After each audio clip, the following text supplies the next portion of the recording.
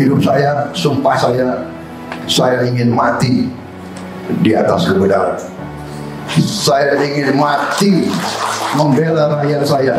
Saya ingin mati membela orang miskin. Saya ingin mati membela kehormatan bangsa Indonesia. Saya tidak akan takut.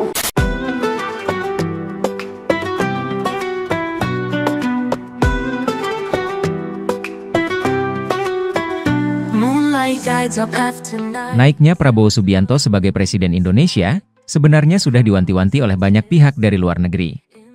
Pasalnya, pengalaman Prabowo dalam memetakan arus politik di Indonesia sudah sangat matang. Namun bukan sebatas itu saja, lembaga swadaya masyarakat Chatham House yang berpusat di London, Inggris, memberikan analisisnya jauh sebelum Prabowo menjadi presiden. Sebagai informasi, Chatham House merupakan wadah pemikir paling berpengaruh kedua di dunia setelah Brookings Institution. Dan wadah pemikir non-Amerika Serikat paling berpengaruh di dunia.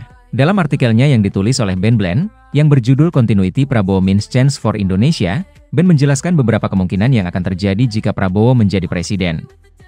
Dan hebatnya, beberapa prediksi Ben tersebut nampak sudah dekat dan begitu realistis. Berikut adalah isi rangkuman pernyataan Ben yang diterbitkan oleh Chatham House Royal Institute of International Affairs.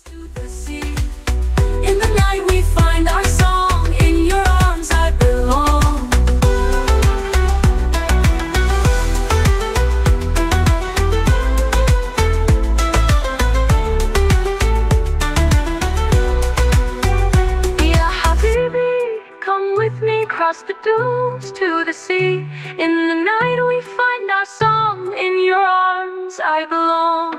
Pemimpin Indonesia berpengaruh jauh melampaui wilayah kepulauannya. Kita mulai dari yang paling santai, yaitu pemimpin Indonesia akan sangat berpengaruh terhadap arah kebijakan politik dunia. Mengingat perannya yang menonjol di Asia Tenggara, posisinya di garis depan persaingan Amerika Serikat dengan China, skala dan pertumbuhan pesat ekonomi G20-nya, serta statusnya sebagai negara dengan mayoritas muslim terbesar di dunia. Hal ini memang terlihat biasa saja, karena sudah diawali dengan Presiden Jokowi yang memberikan efek begitu besar di kawasan. Namun, Ben memiliki pendapat yang lebih spesifik. Terlebih ia mengingat dengan jelas bagaimana pertemuannya dengan Prabowo pada jamuan makan siang di tahun 2013. Ia melihat, Prabowo adalah sosok yang ambisius namun juga memiliki semangat juang yang setara. Hal ini dapat menjadikan Prabowo sebagai Presiden Indonesia untuk dapat berperan lebih aktif dalam berupaya mengatasi permasalahan di sekitar kawasan dan juga kebijakan yang menyangkut umat muslim di seluruh dunia. Terlebih Prabowo yang berlatar militer akan cenderung lebih lantang daripada hanya sekedar omon-omon belaka.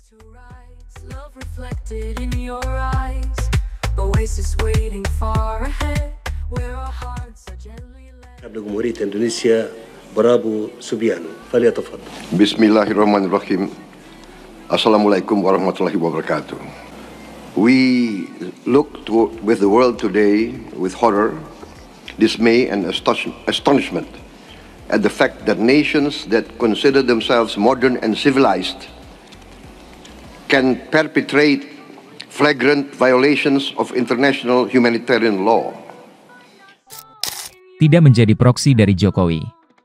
Kemungkinan besar Prabowo akan memerintah sebagai orangnya sendiri dan bukan sebagai wakil Jokowi. Hal itu sebagian karena kepribadiannya. Prabowo didorong oleh rasa takdir yang kuat, dan pada tahun 2013 ia mengatakan kepada saya bahwa ia tidak dilahirkan untuk memerintah tetapi dilahirkan untuk melayani. Sebagai perwira tinggi di era militer Soeharto, ia menginspirasi kesetiaan dari anak buahnya dan rasa takut dari musuh-musuhnya. Hal ini mengindikasikan bahwa Prabowo akan meracik sistem pemerintahannya sendiri. Walaupun begitu, ia juga pernah berkata pada kabinet Jokowi, bahwa kalau ia menjadi presiden, maka menteri-menterinya akan seperti menteri Jokowi. Selain sisi kerasnya, Prabowo juga memiliki sifat objektif terhadap sesuatu yang dianggap baik. Sehingga apa yang sudah diraih oleh Presiden Jokowi, Prabowo akan berusaha mempertahankan dan meningkatkannya. Namun bukan berarti Prabowo akan disetir oleh Jokowi, bukan juga menjadi musuh dari Jokowi. Melainkan sahabat yang saling menasehati dan memberikan masukan agar tercipta masyarakat Indonesia yang lebih baik. Di sisi lain, sadar akan perannya sebagai orang yang melayani, ia kembali mengingatkan secara tegas kepada pemerintahannya, bahwa mereka harus fokus kepada kepentingan rakyat. Umpamanya kemarin, saya yang presiden, saya lihat kok ini juga saya akan milih juga gitu untuk kabinet saya, iya kan? Betul.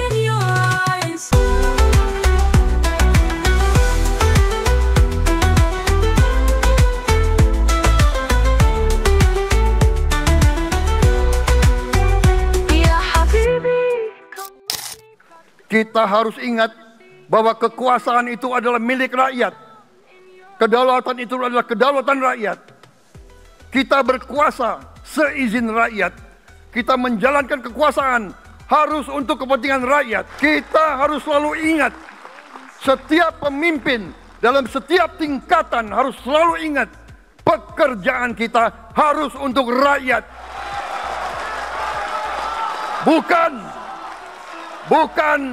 Bukan kita bekerja untuk diri kita sendiri. Bukan kita bekerja untuk kerabat kita. Bukan kita bekerja untuk pemimpin-pemimpin kita. Pemimpin yang harus bekerja untuk rakyat. Demokrasi dan panggung internasional. Karena tumbuh besar di London, Zurich, dan Kuala Lumpur, mantan jenderal itu kemungkinan besar akan menjadi presiden yang sangat berbeda di panggung internasional.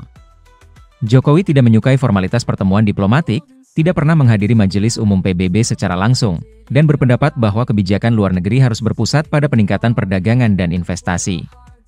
Prabowo adalah penutur bahasa Inggris yang fasih dan menikmati sorotan global. Tetapi dalam pidato nasionalistisnya, ia sensitif terhadap penghinaan yang dirasakan oleh kekuatan asing.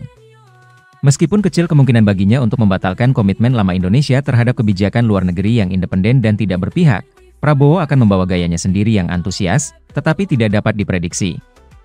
Sebagaimana dibuktikan oleh rencana perdamaian yang disusun secara tergesa-gesa untuk Ukraina, yang ia luncurkan pada konferensi pertahanan regional utama. Seorang ahli taktik cerdas yang telah bekerja keras untuk meraih kursi kepresidenan selama setidaknya 2 dekade, Prabowo memanfaatkan keinginan masyarakat Indonesia untuk melihat kelanjutan kebijakan Jokowi, dan keinginan Jokowi untuk mempertahankan pengaruhnya setelah ia tidak lagi menjabat Presiden Republik Indonesia, tulis Ben dalam artikelnya.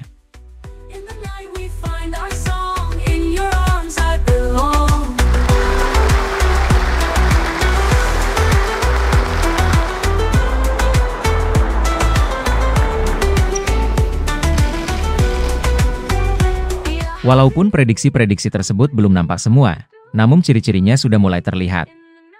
Biar bagaimanapun, Prabowo adalah pribadi yang cukup jauh berbeda dari Jokowi. Prabowo yang memiliki karakter keras dan berwibawa, tentu saja akan berusaha semaksimal mungkin untuk membawa Indonesia pada masa kejayaan. Harga dirinya tidak akan sanggup apabila melihat bangsa yang dicintai jatuh dalam kesengsaraan dan direndahkan oleh bangsa lain. Pengaruh politik di kancah global, perbaikan gizi dan ketahanan pangan, ekonomi kesejahteraan masyarakat, perkembangan teknologi, serta pemberantasan korupsi, akan menjadi fokus Prabowo dalam masa pemerintahannya. Sehingga dalam menatap masa depan Indonesia, kita tidak perlu lagi pesimis. Apalagi hanya karena semarak berita buruk tentang Indonesia di media sosial. Bangsa ini sudah memiliki pemimpin baru yang pantas, dengan semangat baru yang menjunjung kehormatan dan persatuan.